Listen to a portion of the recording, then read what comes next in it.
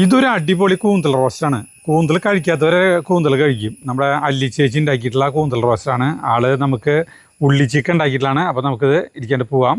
കൂന്തൽ വൃത്തിയായി കഴുകി ഒരു ഉരുളിയിലിടാം. ഇനി നമ്മൾ സബോള കുനുകുനെ അരിഞ്ഞിടുന്നു. പിന്നെ അതിലേക്ക് ഇഞ്ചി വെളുത്തുള്ളി ഇടുന്നു. പിന്നെ കുറച്ച് പച്ചമുളക് ഇടുന്നു. പിന്നെ ഉപ്പിടുന്നു, മഞ്ഞൾപ്പൊടി ഇടുന്നു, കാശ്മീരി മുളക് പൊടിയാണ് ഇടുന്നത്. പിന്നെ കുരുമുളക് പൊടി ഇടുന്നു. പിന്നെ കുറച്ച് മല്ലിപ്പൊടി ഇടുന്നു. പിന്നെ പെരിഞ്ചീരകം ഇടുന്നു. പിന്നെ ഗരം മസാലപ്പൊടി ഇടുന്നു, വേപ്പിലിടുന്നു. പിന്നെ കുറച്ച് വെളിച്ചെണ്ണ ഒഴിച്ചിട്ട് ഇളക്കണു. ഇനി നമ്മൾ ഇത് തീ കത്തിച്ചിട്ട് കുറച്ച് വിനാഗിരി ഒഴിക്കുന്നു. വിനാഗിരിക്ക് പകരം വേണമെങ്കിൽ കുടംപുളി ഉപയോഗിക്കാം കേട്ടോ. ഇനി നമ്മൾ നന്നായി ഇളക്കിയിട്ട് മൂടി വയ്ക്കുന്നു. ഇടയ്ക്കിടയ്ക്ക് ഇളക്കി നോക്കണം കേട്ടോ. ഇത് വളരെ പെട്ടെന്നാവുന്ന സാധനം കേട്ടോ.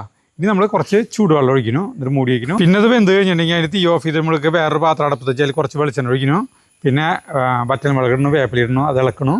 പിന്നെ നമ്മുടെ ഈ വേവിച്ച കൂന്തൽ അതിലേക്കാണ് ചേർത്ത് ഇങ്ങനെ നമ്മൾ ഫ്രൈ ആക്കി എടുക്കണം. ഇതേ രീതിയിൽ തന്നെ നമുക്ക് ചെമ്മീനും വെക്കട്ടെ. ചെമ്മീൻ ഇതിനേക്കാളും കൂടുതൽ ടേസ്റ്റാണ് എന്നാണ് അല്ലി ചേച്ചി പറഞ്ഞത്. ചെമ്മീനാകുമ്പോൾ നമുക്ക് അല്പം കൂടി സമയം വേവാനായിട്ട് വേണമെന്ന് മാത്രമല്ലോ.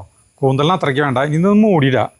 മൂടിയിട്ട് കഴിഞ്ഞിട്ട് അതൊന്ന് ഡ്രൈ ആയി കഴിയുമ്പോൾ നമുക്ക് ഇതിലേക്ക് വേണ്ടത് പിന്നെ കുറച്ച് നാളികേരം പാലാണ് വേണ്ടത് കേട്ടോ. നാളികേരം പാൽ, കട്ടിപ്പാൽ ഒഴിച്ച് കൊടുത്തിട്ട് അത് വറ്റി കഴിയുമ്പോൾ നമുക്ക് കുറച്ച് വേപ്പില കൊണ്ട് വെതറിയിട്ട് അതങ്ങോട്ട് ഇളക്കിയിട്ട് എടുക്കാം കേട്ടോ. അപ്പോൾ അടിപൊളി കൂന്തൽ റോസ്റ്റ് ആയിരിക്കും. വളരെ സിമ്പിളാണ്. അല്ലി ചേച്ചിയുടെ എല്ലാ പാചകങ്ങളും നല്ല ടേസ്റ്റാണ്. അപ്പോൾ നിങ്ങളൊന്ന് വെച്ച് നോക്കിയോ കേട്ടോ.